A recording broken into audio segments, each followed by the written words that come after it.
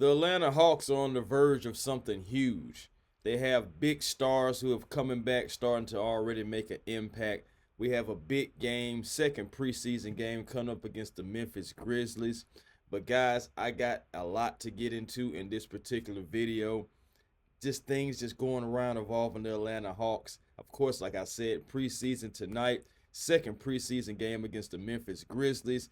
Welcome back to Hawks Digest. I am Chris Tipmore, of course, your humble host. And hey, man, take off those shoes and leave on those socks. We got some Hawks news to get into. You see, I'm mixed matching designers right now, even though it's Hawks. I got my black Hawks shirt on, but I also got my red Hawks hat on. So shout out to Young Dro. And also, when we're talking about music, I also want to give a shout out to Trae Young, Quavo from the Migos, and also 2 Chainz as they just dropped a song at midnight.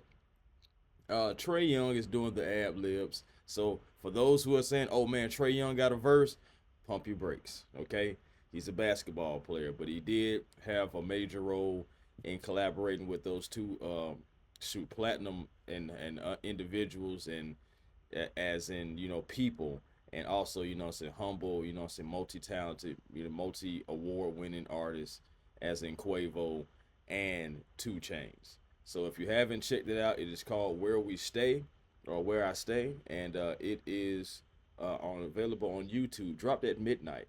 So if you haven't checked that out, make sure you go give Ice Trae and Quavo and just 2 Chainz and just the city of Atlanta some love on that song.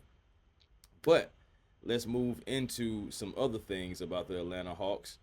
Before I get into it, I got to give you your thank you for everyone who is subscribed to Hawks Digest, making us one of your first listens. We're getting closer to the season, and we thank you.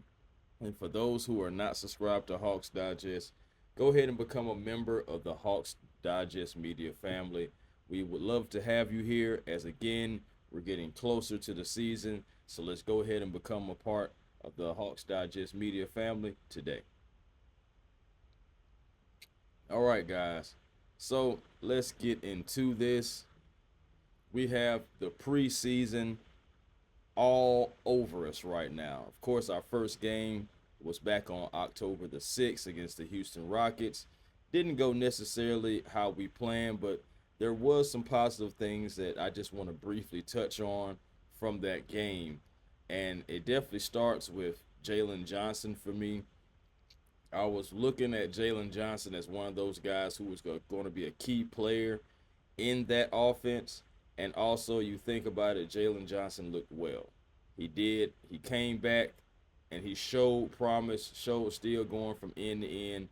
It was one instance to where he had a block on, I believe it was Josh Ogie, came running down the floor and posterizes A-Man Thompson. So I was trying to make sure I didn't call him A-Man, but it's A-Man Thompson.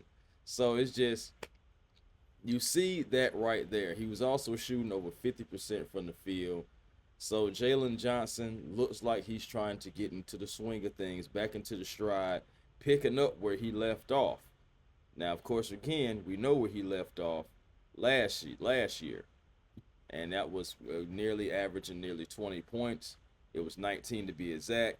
But also you think about those 10 rebounds as well. This guy can be a 20 and 10 guy. Not sure if anything like maybe 25 and 12 would be available, just because it's a lot of it's not enough basketball to go around. But definitely I can still see Jalen Johnson still getting back to that 20 and 10-ish mark on a consistent basis for sure. Another thing that I wanted to notice about the Atlanta Hawks against the Houston Rockets was the defense. The defense, give that a grain of salt. These guys are still getting acclimated to one another, especially Kristaps Porzingis. I know he had a tough time as far as like with fouls goes, but you think about it, look who he's guarding, and they're running that double big lineup. So that was a thing that was Achilles heel last year when we played teams that did that, but especially Houston, who seems to always do that. So the defense is a little shaky, but again, You can't jump on those guys when they're just getting together. I know a lot of the team is back, but there's still some important pieces like Kristaps, like Nikhil, who, by the way, had an excellent game and who honestly looked like he fits right into the Atlanta Hawks. But outside of that, the defense, over the years, they've they've been struggling with a little bit of consistency against some of the best offenses. It's all right, but you do want the Hawks to limit Houston shooting over 60% from the field in the first half and also from the 3-point line.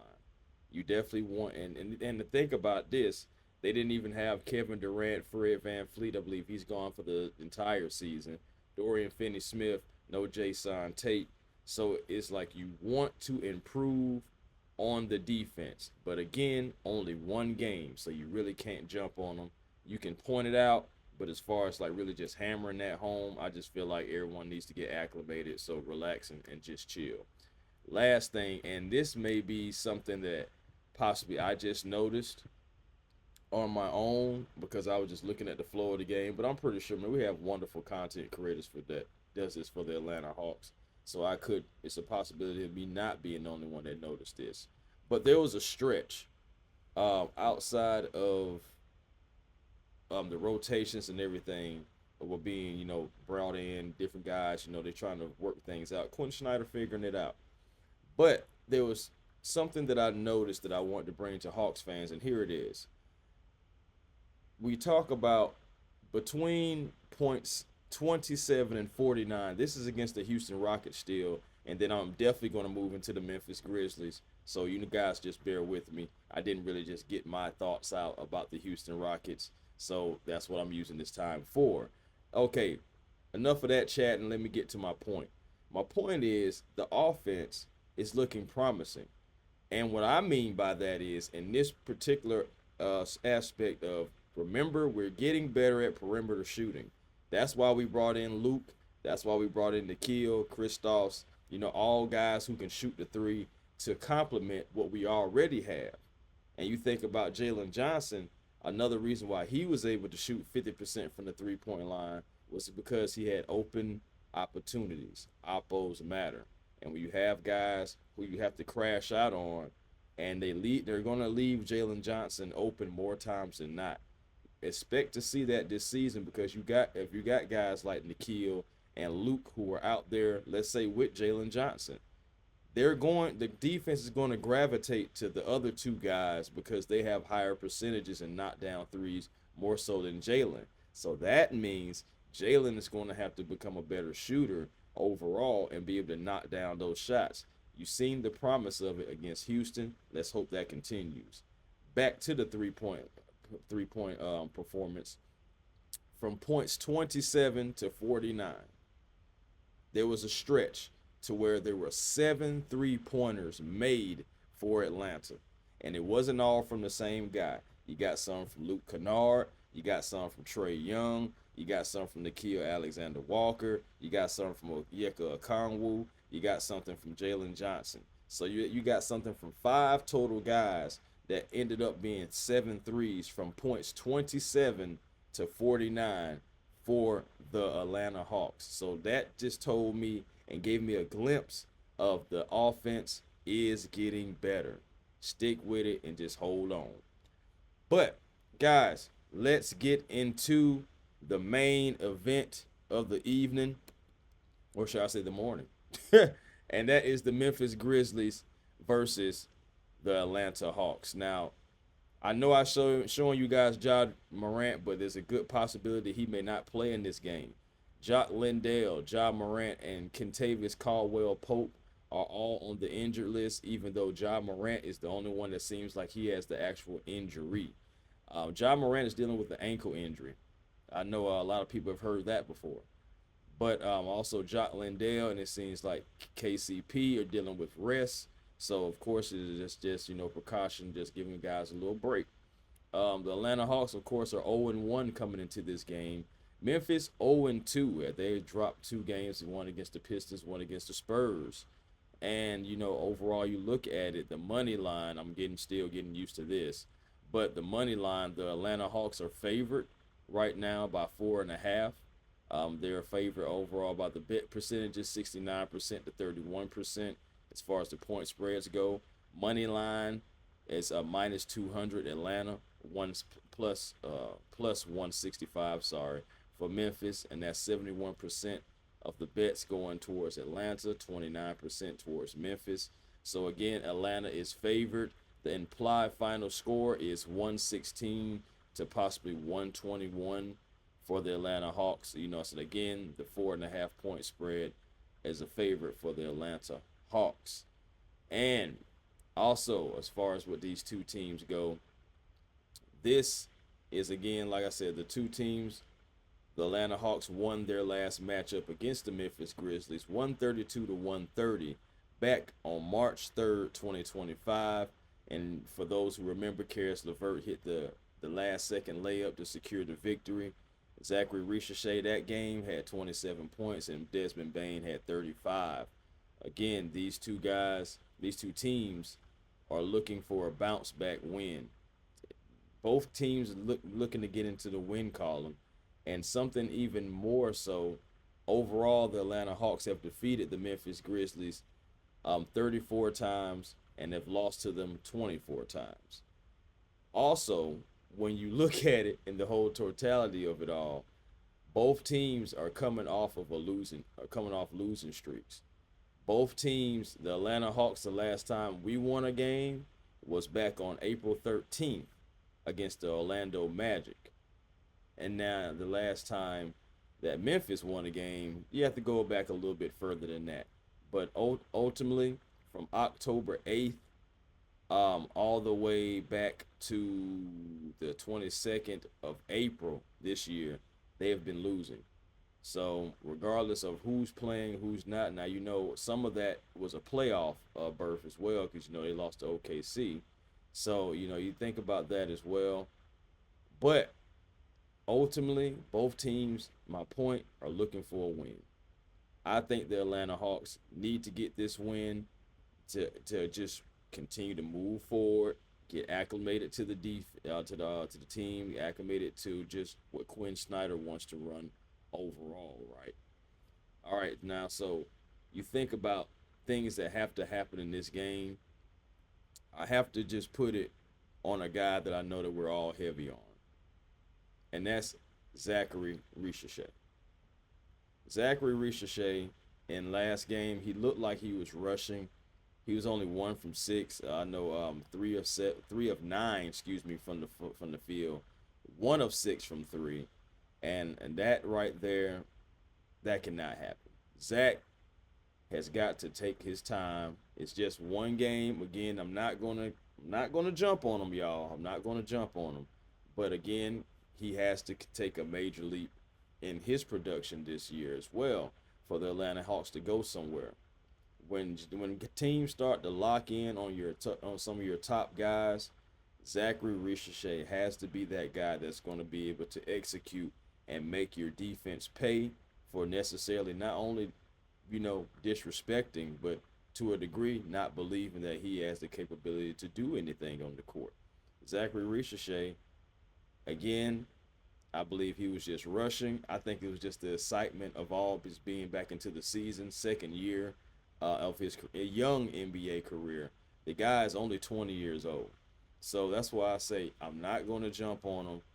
I am relaxed. I feel like we all should relax. But I have to point out that Zaccharie Risacher has to have a better game for the Atlanta Hawks to take off into a whole different stratosphere on a consistent basis. So if there's anything that I'm looking for, or any player that I'm looking at in this particular game against the Memphis Grizzlies, who are 0-2, who are looking like they're struggling, I'm looking at, I can't call him my rook, so I'm looking at my second-year guy, Zaccharie Risacher, to bounce back in this game. Just want to see the body language, Just want to see the confidence that, hey, man, I'm shrugging that off. That was just one bad game. That's more so than what I'm wanting to see. Like, what's that confidence like? What is his psyche like with this whole thing about how having that bad game? Can he just shake it off and just move forward like veterans do? Or will he have a little struggle? So I will be looking at Zaccharie Risacher. And one more thing that I can possibly think of for this particular game is I'm wondering about the lineups because you saw that the lineups was Trae Young, Dyson Daniels, Zaccharie Risacher, Jalen Johnson, and Kristaps Porzingis. I was only a tad bit surprised at Porzingis starting, but then immediately my mind clicked and it said, this guy has to get acclimated to the offense. Onyeka Okongwu is way more acclimated than KP. KP has to get used to playing with his teammates. So I don't necessarily saying that this is in stone set in stone about the lineups as far as KP starting over on Onyeka. We'll see, but you want to see if the lineups are going to change at all. Because on the bench unit was Onyeka, Nall, Luke Kennard, Keaton Wallace. Like all those guys were coming off the bench. Vit Krejci, etc., etc. Our guy Asa Newell came in, was knocking down shots as well. Jacob Toppin looked well. Those two guys I'm keeping in as far as like in the back of my mind to hopefully be able to show some production and move forward as well. I really like Asa Newell, really like Jacob Toppin. Think those two guys can be ballers for the Atlanta Hawks. But ultimately, like I said, just want to see if the lineups change at all. Will anybody be in the starting lineup that wasn't in the starting lineup before? Will it stay the same? Because if we're starting to see this lineup remain the same of Trae, Dyson, Zach, Jalen, and Kristaps, then I believe it will be more safe to say that that's going to be the starting lineup against the Toronto Raptors. But we're going to see. Yeah, I think you got to get an indication on this game, and then we have another game coming up on the 13th as well. So if the lineups are consistent, all three of the first three preseason games, I'm going to be pretty sure that that's going to be the starting lineups for your Atlanta Hawks, and possibly the bench unit with Onyeka, yes, coming off the bench, Luke Kennard, Keaton Wallace, etc. And I still do believe that Quin Snyder is going to try to run a double big lineup as well, because we did see Onyeka and KP out there. I also saw Dyson Daniels and Nickeil Alexander-Walker out there together. Good luck trying to defend those guys, because they had one guy pretty much pent and he couldn't do anything and end up losing the ball and going the other way. So that's just being the defensive deacons that those guys can possibly be for the Atlanta Hawks. So guys, I'm looking for the Atlanta Hawks to bounce back, looking for Zaccharie Risacher to bounce back. You guys let me know what you think in the comments. As always, I always appreciate it. And peace and blessings to you all, guys. Let's get this win. Let's go Hawks, because we have a lot of things to look forward to. Again, Zaccharie Risacher having a big game. I think Jalen Johnson continues his development, trending back upward into that projection and where he was before, of being that 20 and 10-ish type of a guy. And just ultimately, guys just continually getting acclimated to the offense. It was only one game. This is going to be game number 2. And then even whatever happens after this game, you still got to say, hey, it's still preseason. This is where you iron everything out, get all the kinks out, and just, go out there and try to be the best unit, the best version of yourself, as Onsi Saleh has said. So, see you guys. I said possibly after post game. After the game, so me and Walter may be linking up to do something. So hopefully that will still happen. And until next time, guys, peace and blessings to you all. And to you all, oh yeah, I'll holler.